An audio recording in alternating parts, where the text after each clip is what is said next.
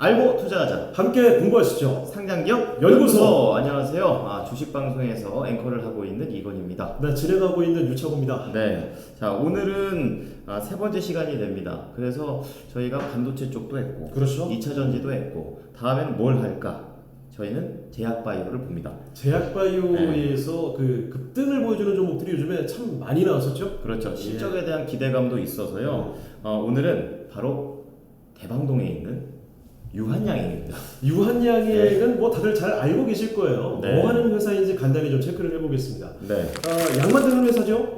1926년에 1926년에 유일한 박사께서 만들었고, 그렇군요. 뭐 국가 대표급 장수 기업 다들 알고 계실 겁니다. 안티프라민 아시잖아요. 네. 자, 그 제약회사 중에서는 뭐 정말 역사와 전통을 자랑하는 거의 가장 인지도가 있는 기업이 아닐까 싶습니다. 네. 자, 그리고 대표적인 게 뭐 삐꼼씨 같은 거. 예. 이거 제가 어렸을 때 다 먹었던 기억이 나고. 국민약품들이죠. 네, 여기에다가 뭐 에이즈 치료제라든지 신형 간염 치료제 같은 여러 가지 의약품들도 포함이 되어 있습니다. 예. 자, 특히 이 회사가 어디에서 돈을 많이 버냐 했더니 2019년부터 작년까지 굉장히 이 사업을 활발하게 예. 바꿔가면서 돈을 벌고 있는데요. 우선 2019년에 그 ETC 사업 뒤에서 좀 더 설명을 해드리겠지만 이 전문 의약품 쪽에서 100% 수익을 냈습니다. 네. 앞서 말씀드렸던 뭐 피콤시 우리가 보고 있던 안티프라민이라든지 좀 우리한테 좀 익숙한 약들 이런 걸로 좀 충분히 상품 50% 제품 40% 수준으로 돈을 벌고 있고요. 그리고 2020년하고 2021년에는 약품 사업의 68%로 네. 확 이제 바꿔요. 그리고 해외 사업까지 슬슬 손을 댔고 마지막으로 작년에는 이제 기존 사업들을 많이 좀 정리한 다음에 좀 더 약품 파트에 힘을 줍니다. 76%까지 늘리고 해외 쪽, 뭐 로열티 이때부터 이제 이런 얘기들이 나오고 있습니다. 시가총액 한번 비교해 볼까요? 네, 뭐 대표적으로 글로벌 기업에서는 얀센하고 좀 많이 비교가 되고 우리나라에서는 뭐 여러 가지가 있겠지만 우선 한미약품이 있고요. 그리고 뭐 녹십자라든지 아까 뭐 말했던 종근당이라든지 뭐 광동제약, 네. 뭐 보령 이런 종목들과 함께 경쟁사라고 보시면 되겠습니다. 네, 근데 한 유한정이 5조 5천억 원이기 때문에 절대로 이들 중에서도 작지 않은 그렇죠. 그런 기업이다. 뭐 삼성바이오로직스, 셀트리온 네. 요 투탑을 제외하면 거의 가장 큰 제약사다 이렇게 보셔도 무방하겠습니다. 자, 그럼 유한양의 최근 주가 흐름 좀 짚어주실까요?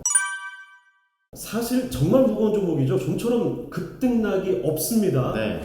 코로나 쇼크 터질 때 2020년 3월부터 좀 볼 텐데 쭉 올라와서 그때부터 2021년 1월의 고점이 74,000원까지 올라왔어요. 그랬다. 자, 그리고 그 뒤로 내려오고 나서 5만원에서 6만원 사이 여기서 엄청 답답하게 몇 년을 대기를 하고 있었던 거죠. 무겁죠. 예. 그러다가 대박의 7월 21일입니다. 이 날짜 잘 기억해 두세요. 제약바이오 종목들이 그날 매수세가 상당히 좀 들어갔던 날인데요. 대량 거래가 팡 터지면서 10% 넘게 뽑아냈습니다. 네. 유한양행이 이렇게 급등하는 걸 진짜 오랜만에 보거든요. 그렇죠. 그 이후로 단기간에 8만원 근방까지 다녀왔습니다. 그때 SK증권에서 안 살 이유가 없다. 이렇게 그렇죠. 또 리포트를 또 내가지고 네. 또 한바탕 또 효과를 받는 그런 모습이고 8월 들어서는 또 비만 신약 있었었는데 물론 유한양행이 비만과 관련된 약을 만들진 않았지만 갖고 있었던 폐암 신약이 부각이 되게 되면서 그렇죠. 이날 다시 한번 장대 양봉을 뽑아냈습니다. 그리고 이날 이 관련해가지고 유한양행의 수급은 지금 어떻게 돼 있냐? 가장 많이 사고 있는 게 기관이고 네. 가장 많이 판 게 개인이 되겠습니다. 외국인은 계속 큰 반응 없이 딱 보합권을 유지를 하고 있는데요. 올해 4월부터 기관이 막 사고 그리고 개인은 막 팔고 이런 구도로 진행이 되고 있습니다. 자, 그럼 이제부터 집중을 하셔야 됩니다. 네. 하이라이트죠. 이슈를 살펴보겠습니다. 네.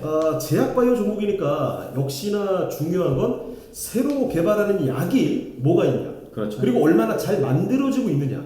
그리고 약으로 얼마나 벌 수 있겠느냐. 결국은요. 신약의 파이프라인이라고 하죠. 다 중요하죠. 네, 신약 파이프라인이 정말 중요한 이 핵심 포인트가 됩니다. 네. 만약에 파이프라인이 뭔지도 모르시겠다 하시면 따로 영상을 올려드릴 테니까 참고를 해보시고요. 좋습니다. 자, 제약바이오 종목들은 결국 신약 개발을 위해서 엄청나게 투자를 해요. 엄청나게. 엄청나게 투자를 하고 그게 성공하면 돈을 훅 벌어들이는 그런 구조를 갖고 있거든요. 예를 들어주세요. 단적으로 미국의 대표 제약사죠. 150년가량의 역사를 자랑하는 일라이 릴리. 이거 올해 상반기에만 연구개발 R&D 투자 비용으로 5조 원을 썼습니다. 전체 번 돈에서 몇 %인 거예요? 이게 매출 대비 30%에 가까운 엄청난 투자였거든요. 많이 쓰네. 자, 그런데 보세요. 이 기대감으로 요 한 달간 주가가 20% 솟구쳤습니다. 그렇죠. 자, 그러니까 시총은 100조 원이 넘게 뛰었고요. 예. 큰 거 한 방에 투자한 거 다 커버하고 남는 이런 저력을 보여주는 게 바로 제약바이오라는 거죠. 야, 크게 쓰고 크게 팔고. 그렇죠. 네. 자, 그럼 이제 유한양에게 큰 거 한 방이 뭐가 있는지를 집중해 보겠습니다. 네. 자, 먼저 첫 번째 갖고 있는 거 보시죠. 사실 이거는 크게 중요하진 않아요. 현재 돈을 벌어들이고 있는 것들이 뭐가 있냐면은 3대 캐시카우가 첫 번째 고지혈증 치료제 로숨 바미브, 고지혈증. 그리고 네, 당뇨병 치료제 자디앙, 그리고 B형 간염 치료제 베물리디가 있습니다. 네네. 말이 되게 어렵잖아요. 근데 그냥 앞에 그냥 고지혈증, 당뇨병, 그렇죠. 간염이다 이렇게. 얘네들이 돈을 벌어주고 있고 특히 여기 로수바미브 매출이 급증해가지고 실적이 좀 잘 나왔습니다. 네. 그래서 요즘에 실적도 좋아지니까 기관에서 무지하게 사들입니다. 기관 순매수 금액이 900억 원 이상. 바이오 갭 중에서는 세 손가락 안에 꼽히는 그런 흐름을 보여주고 있습니다. 그렇군요. 첫 번째 키워드는 바로 실적이 잘 나오고 있다라는 점을 꼽아봤고요. 잘 깔고 가는 돈이 있다는 거죠. 그렇습니다. 예. 그리고 두 번째가 이게 진짜 중요하죠. 사실 여러분은 이것만 암기하시면 됩니다. 네. 폐암 치료제, 암 치료제입니다. 폐암 치료제인 랭라자. 이 유통되는 제품의 명칭, 우리나라의 제품의 명칭이 랭라자고요. 지금 팔죠. 그렇죠. 네. 이 랭라자의 성분 물질, 신약의 이름이 레이저 티닙입니다. 아셨죠? 그러니까 개념을 확 알아야 돼요. 확실하게. 그렇습니다. 레이저 티닙이라는 기술로 만든 신약을 이거 제품으로 만들었을 때 이름이 랭라자인 거예요. 네네. 이게 역사를 말씀드리면 2015년에 오스코텍이라는 회사에서 15억 원을 들여서 이 레이저 티닙 기술을 사들였어요. 이걸로 이제 임상 추진을 하게 된 건데 요게 두 갈래로 나뉩니다. 첫 번째, 국내 한정시켜서 보시죠. 예. 국내에서는 이게 승인이 됐어요. 그래서 랭라자라는 이름으로 레이저 티닙이 랭라자라는 이름으로 약이 나왔고, 그렇죠. 폐암 치료제에서 2차 치료제로 현재 쓰이고 있습니다. 2차는 뭐예요?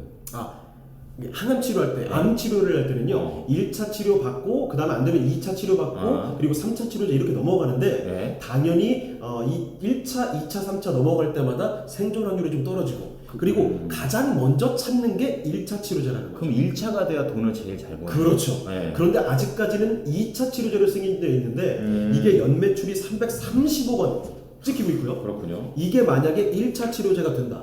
기대감이 있거든요. 네. 그러면 아마 연매출 1,000억 원대는 기대해 볼 수 있겠다라는 말이 나오고 있습니다. 3배를 보네요. 그렇죠. 네. 자, 국내에서도 이런 기대감이 있는데 네. 국내에 한정되는 게 아닙니다. 해외로 가보시죠. 해외에서는요, 2018년에 얀센 쪽의 레이저 티닙 이 기술을 수출했어요. 네. 그런데 이 얀센이 현재 레이저 티닙 요거하고 아미반타맙이라는 이 두 가지 약을 병용요법으로 해서 이게 잘 먹히는지 임상을 진행 중입니다. 이 임상이 현재 3상까지 들어갔고요. 네. 이 임상을 마리포사 임상이라고 합니다.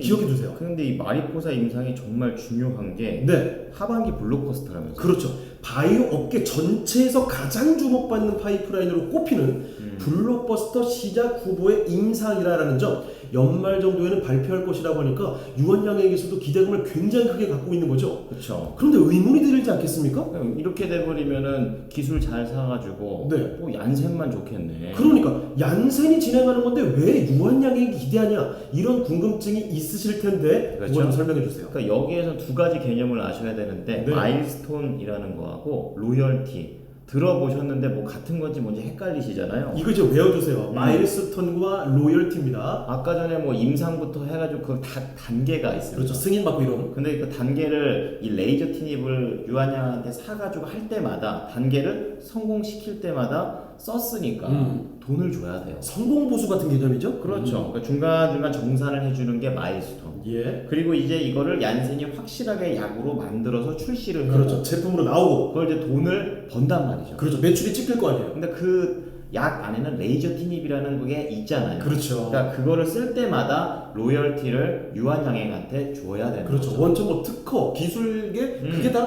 유한양행한테 있는 거니까. 그러니까 팔면 걔네들이 노력해서 열심히 팔면 유한양행 땡큐. 그 완전 땡큐인 거죠. 그래서 이런 부분들을 알고 계시면 임상이 얀센 임상이 중요한 거구나라고 아실 수가 있습니다.